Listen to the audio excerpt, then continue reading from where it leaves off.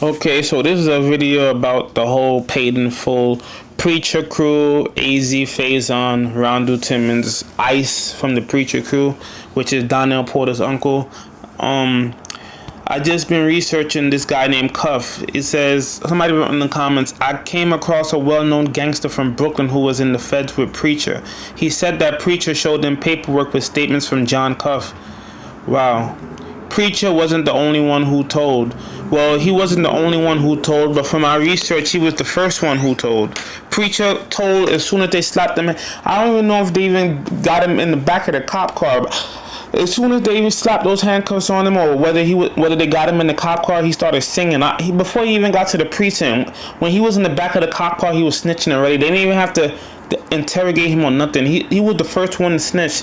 I think he was like one of the fastest gangsters to snitch in history. As soon as I don't even think 6ix9ine snitched that quick.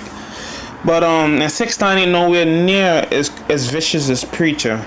But anyways, a Preacher snitched soon as he got in the cops car, I guess.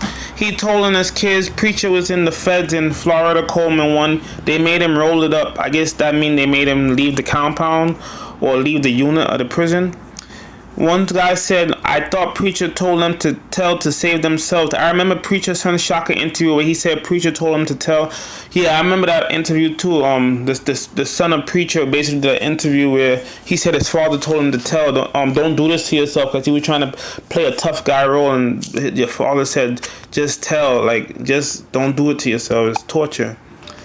This is about alpo. Yeah, they said, I'm not going to read this whole thing, but it says his remains were also autopsied by the federal pathology authorities because they wanted to rule out foul play or conspiracy because he was at one point under the protection of the U.S. I worked in the medical examiner's office immediately following his death. I can assure you he's dead as a doorknob.